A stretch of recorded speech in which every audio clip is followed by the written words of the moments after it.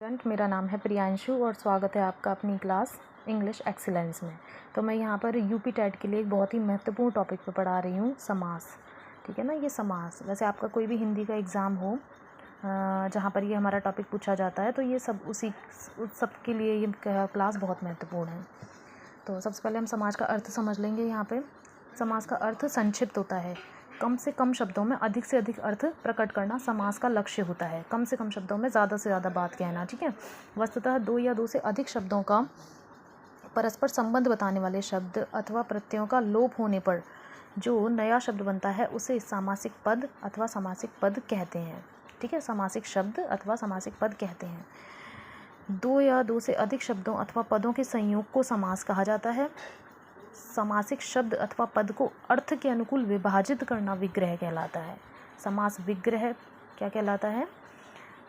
समासिक शब्द अथवा पद को अर्थ के अनुकूल विभाजित करना विग्रह कहलाता है। ठीक है। ये चार प्रकार के होते हैं मुख्यतः।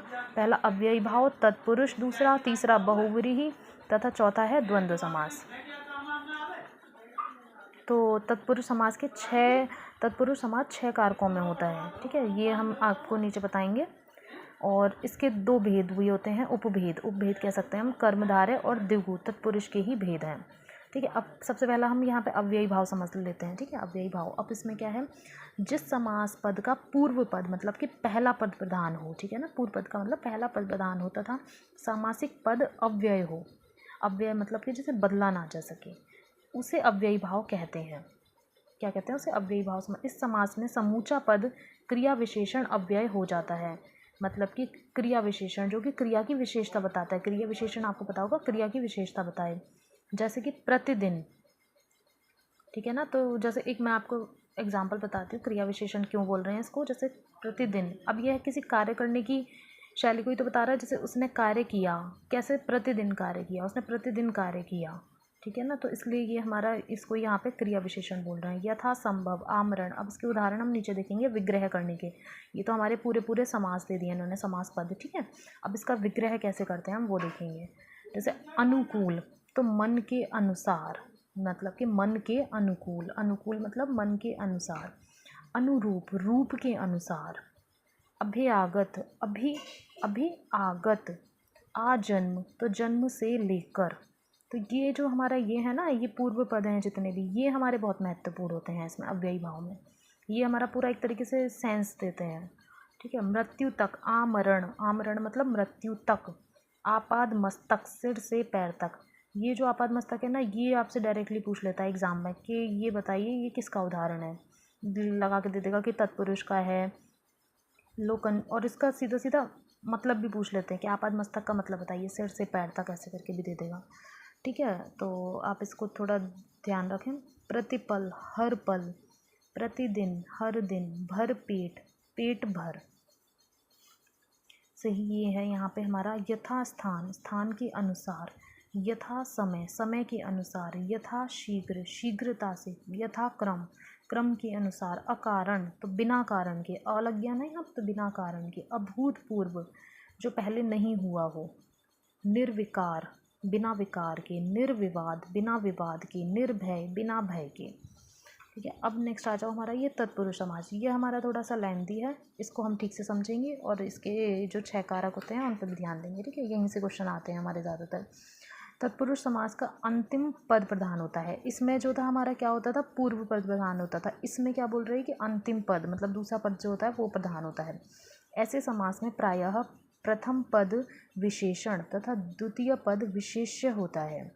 ठीक है ना। प्रथम पद क्या होता है, विशेषण, और द्वितीय पद विशेष्य। विशेष्य मतलब जिसकी विशेषता बताई जा रही है, और पहला पद क्या हो गया, विशेषण।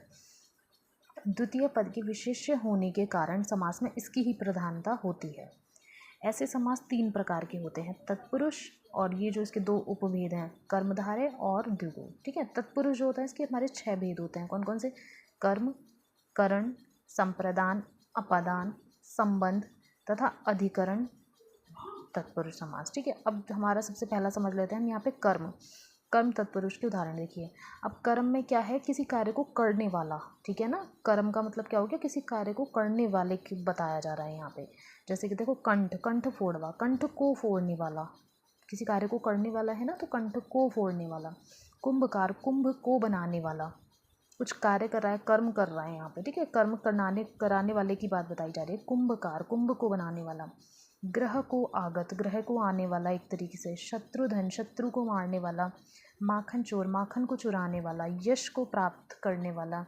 गिरि को धारण करने वाला। मन को हरने वाला। सर्व, सब को भक्षण करने वाला, सर्वभक्षी। मुंह को तोड़ने वाला, मुंह तोड़। ये आ गया हमारा कर्म तत्पुरुष के उदाहरण, ठीक है। अब आ जाओ हमारा यहाँ पे नेक्स्ट, ये है हमारा करण तत्पुरुष के उदाहरण। अब आप एक बात ये देखेंगे कि करण तत्पुरुष और एक ये हमारा अपादान, इसमें हम थोड़ा सा अंतर समझ के चलेंगे, ठीक है। यहाँ से हमारा क्वेश्चन पूछ लेता है क्योंकि, तो देखो, अकाल पीड़ित, अकाल से पीड़ित, ठीक है ना, किसी चीज़ से वह पीड़ित है। और इसमें जो हमारा होता है, ये इसमें रहित का आंसर देता है, वह उस चीज़ से मतलब अलग है, रहित है उस चीज़ से। और इसमें ऐसा नहीं है। अगर आप जैसे ऐसे लगा के जोड़ के देखते हैं कि इसमें से आता है, अकाल से पीड़ित है, तो से तो देखो इसमें भी आता है, अन्न से हीन है, पर यहाँ मतलब समझना आप, ठीक है। अकाल से पीड़ित है, अंधकार युक्त, अंधकार से युक्त है। कर्म से वीर है, कर्मवीर। गुण से युक्त है, रक्त से रंजित है, रोग से ग्रस्त है। करुणा से पूर्ण है, करुणा से भरा हुआ है, ठीक है ना, अलग नहीं है वो। अब अलग का सेंस दे देता ना यहाँ पे, तो ये हो जाता हमारा, करुणाहीन दे देता तो करुणा से हीन है, ठीक है। जला अभिषेक मतलब जल से अभिषेक करना। तुलसी कृत, तुलसी द्वारा रचित। पर्ण कुटीर, पर्ण से बनी कुटीर। रेखांकित, रेखा से अंकित। श्रुताधुर, श्रुता से आठ। अब ये नेक्स्ट हमारा देखो संप्रदान तत्पुरुष के लिए, तो संप्रदान तत्पुरुष के उदाहरण है। इसमें ज़्यादातर हमारा के लिए आप देख के चलेंगे, जैसे देश भक्ति, देश के लिए भक्ति। देव के लिए आलय, देवालय। धर्मशाला, धर्म के लिए शाला। पुस्तकालय, पुस्तक के लिए आलय। भिक्षाटन, भिक्षा के लिए भ्रमण। सत्याग्रह, सत्य के लिए आग्रह। युद्ध भूमि, युद्ध के लिए भूमि। विधानसभा, विधान के लिए सभा। स्नान घर, स्नान के लिए घर। विद्यालय, विद्या के लिए आलय। रहा के लिए खर्च, रहा खर्च। रसोई घर, रसोई घर। अब देखिए, जैसे मैं बता रही थी आपको अपादान तत्पुरुष के उदाहरण, इसको और इसको आप इसमें से ऐसे क्वेश्चन जान के देता है कि जिससे कि बच्चे कंफ्यूज हो जाएं, ठीक है। इसको आप ध्यान से देख के चलेंगे। अन्नहीन, तो अन्न से हीन, हीन का मतलब आप जानते ही होंगे, अन्न से हीन है मतलब उसे अन्न से दूर है, वह अन्नहीन है। कर्महीन, कर्म से हीन है। जाति से भ्रष्ट है। जन्म से अंधा है। नेत्र से हीन है, नेत्रहीन, नेत्र से कर्तव्य से च्युत है, कर्तव्यच्युत। भयभीत, भय से डरा हुआ। वन रहित, वन से रहित है। स्वाद रहित, स्वाद से रहित है। फल से हीन है, ठीक है। तो ये सारे हमारे तत्पुरुष के उदाहरण होते हैं। नेक्स्ट देखेंगे हम यहाँ पे, ये हमारा है संबंध तत्पुरुष के उदाहरण। संबंध मतलब उस किसी चीज़ का उससे संबंध होगा, ठीक है। का लग के ज़्यादातर होता है संबंध वाले में, हमारा का शब्द से संबंध बताएगा। जैसे देखो, विद्या, विद्याभ्यास, तो विद्या का अभ्यास। सेनापति, सेना का पति। आनंद आश्रम, आनंद का आश्रम। कार्यकर्ता, कार्य का कर्ता। चरित्र हनन, चरित्र का हनन। छात्रावास, छात्र का आवास। गंगा जल, गंगा का जल। जलयान, जल का यान, किसी चीज़ की बात हो रही है ना। संबंध तो आप वैसे भी देख लेंगे, जल का यान। गोपाल, गो का पालक। कन्यादान, कन्या का दान, ठीक है। तो संबंध वाले में ये होता है। अधिकरण में देखिए, अधिकरण में गृह प्रवेश, गृह में प्रवेश। आत्मनिर्भर, आत्म पर निर्भर। युधिष्ठिर, युद्ध में स्थिर। पुरुषोत्तम, पुरुषों में उत्तम। क्षणभंगुर, क्षण में भंगुर। कवियों में श्रेष्ठ, कवि श्रेष्ठ। कृषियों में प्रधान, तो कृषि प्रधान। रणधीर, रण में धीर। शरणागत, शरण में आगत। कला प्रवीण, कला में प्रवीण। अब देखो, मैं इसको एक याद करने का मैंने क्या ट्रिक किया था, मैं उसमें कंफ्यूज हो जाती थी जब मैं अपना तैयारी कर रही थी उस टाइम पर। तो मैं इसको कैसे याद करती थी, कर्ता ने, ठीक है, कर्म को, करण से, संप्रदान के लिए, अपादान से, संबंध का, अधिकरण में और पर, दोनों ही चीज़ आ जाती है। आप ये कहीं लिख के और इसको बार बार रिवाइज करेंगे तो आपको याद हो जाएगा। और बाद बाकी आपको अंदर डीपली जो सेंस है वो तो आपको कुछ समझना ही पड़ेगा, ठीक है। जैसे इसका मैंने बताया, इन दोनों में कंफ्यूज कर देते हैं। अब नेक्स्ट हमारा देखेंगे कर्मधारय समास, जो कि हमारे तत्पुरुष समास के ही दो भेद हैं। कर्मधारय और कौन से बताया था मैंने, द्विगु समास, ठीक है। इन दोनों को हम समझेंगे। पहले कर्मधारय समास देखो क्या होता है। जिस तत्पुरुष समास के समस्त पद समान रूप से प्रधान हो, ठीक है ना। उसमें क्या हो रहा था कि हमारा कोई एक पद प्रधान था, किसी में कोई पद, तो इसमें क्या है, दोनों ही पद हमारे समान रूप से प्रधान है इसमें। विशेष विशेषण भाव को प्राप्त होते हैं, इनके लिंग वचन भी समान हो, वहाँ कर्मधारय समास होता है। इसके भी 4 हमारे प्रकार होते हैं, बस आप इनके नाम थोड़ा याद रख लेंगे वही बहुत है, इतना डीपली वैसे नहीं पूछते हैं। तो विशेषण पूर्व पद, विशेष पूर्व पद, विशेषणोभय पद तथा विशेष्योभय पद।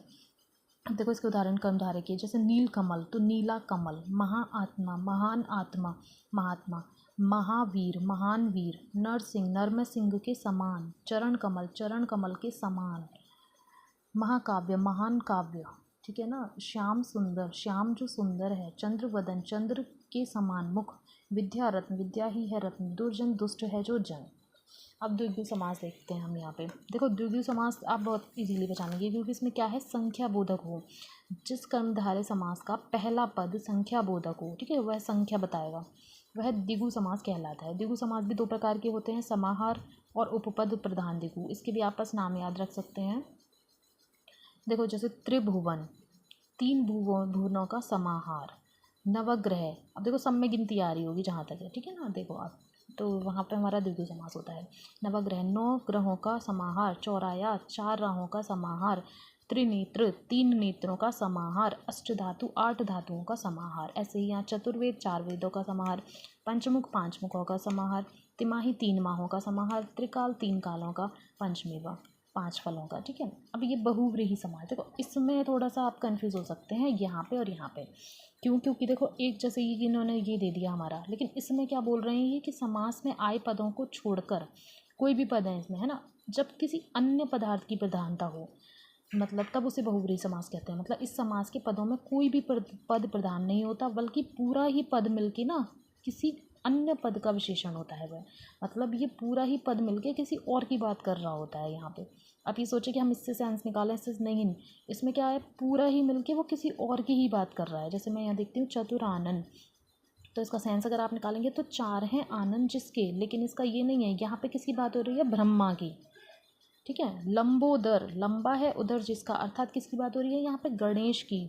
वीणा पाणी वीणा है कर्म में जिसकी, अर्थात कहाँ बात हो रही है यहाँ, सरस्वती की, सरस्वती को इस नाम से जाना जाता है। नीला अंबर नीला है अंबर जिसका, अर्थात श्री कृष्ण की बात हो रही है यहाँ पे, ठीक है। तो आप इसको और इसको थोड़ा सा आप कंफ्यूज ना हो, इसमें देख के चलें ठीक से, ठीक है। अब द्वंद्व समास क्या होता है, द्वंद्व समास में सभी पद प्रधान होते हैं। द्वंद्व समास के 3 भेद होते हैं, ये तीनों आप नाम याद रख सकते हैं, इतरेत्तर द्वंद्व, समाहार द्वंद्व तथा वैकल्पिक द्वंद्व, ठीक है। अब इसमें आप एक सेंस लगा के देख सकते हैं, और का बीच में आएगा जहाँ तक है। अन्न और जल, वैसे मैंने यहाँ लिखा था कि विलोम शब्द होते हैं ये ज़्यादातर, लेकिन ऐसा हर बार ज़रूरी नहीं है, ज़्यादातर है बस। जैसे अन्न और जल, आग और पानी, मार या पीठ, धन दौलत आदि, पाप पुण्य इत्यादि, ठीक है। तो ये हमारे मैंने एक्सप्लेन कर दिए। यहाँ पे हमारे चारों जो समास हैं मुख्य, और उनके वैसे हमारे मेन जो होते हैं, वैसे आप ये याद रखेंगे, 1 नंबर अव्ययी भाव, दूसरा तत्पुरुष, अब ये सारे तत्पुरुष के ही हमारे भेद हैं, और फिर तीसरा आ गया हमारा यहाँ पे ये बहुव्रीहि समास, ठीक है। चौथा आ गया ये द्वंद्व समास। अगर ऐसे पूछे कि समास कितने प्रकार के होते हैं तो मुख्यतः 4 प्रकार के होते हैं, ठीक है। अब तत्पुरुष के पूछ ले तो तत्पुरुष के आपको याद रखने पड़ेंगे कि इसके 6 ये है ना, जैसे 6 भेद होते हैं और 2 उपभेद होते हैं, ठीक है। और बाद बाकी आपको किसी में इतना कुछ याद रखने की ज़रूरत नहीं है, बाद बाकी तो डायरेक्टली क्वेश्चन ऐसे ही पूछ लेता है कि बताइए इसमें कौन सा समास है। जैसे नीचे कुछ MCQs है, मैं आपको बताती हूँ। जैसे राधा कृष्ण, इसमें कौन सा समास है, तो आप साइंस लगा के देखेंगे तो राधा और कृष्ण की बात हो रही है, तो हमारा यहाँ क्या हो गया, ये जहाँ मैंने बताया था ना ये द्वंद्व समास अन्न और जल, ऐसे ही देखिए राधा और कृष्ण, तो यहाँ पे द्वंद्व समास है हमारा। अब देखो त्रिभुवन, गिनती आ गई यहाँ, 3 भुवन ऊपर बताया था मैंने। त्रिभुवन शब्द में कौन सा समास है, तो द्विगु समास है। गिनती वाला कौन सा होता है, द्विगु। अब आप इसके नाम में कंफ्यूज मत हो जाना, द्विगु और द्वंद्व समास में, ठीक है। आप इसका भी थोड़ा सा याद रखना, लोग यहाँ पे बहुत गलतियाँ कर देते हैं, द्विगु समास और द्वंद्व समास पता होते हुए भी गलत कर जाते हैं इसमें।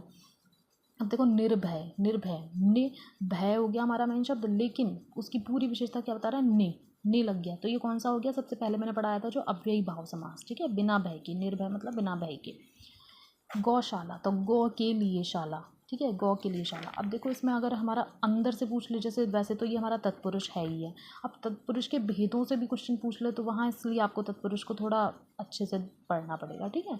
गौ के लिए शाला, तो के लिए वैसे किस में आता है, आपको मैंने बताया था यहाँ पे देखो जैसे ये है धर्म के लिए शाला, तो अगर ये हमारा ये भी पूछ सकता है कि ये तत्पुरुष तो है लेकिन तत्पुरुष में कौन सा भेद है, संप्रदान है, करण है और अपादान है, इसलिए आपको यहाँ पे ये चीज़ें डीपली थोड़ा याद रखने की ज़रूरत पड़ेगी। ठीक है, तो अब आ जाओ हमारा यहाँ गौ के लिए शाला हो गई। ये देखो जैसे ही पूछा है माता और पिता, तो ये तो आप इजीली पहचान लेंगे द्वंद्व समास है।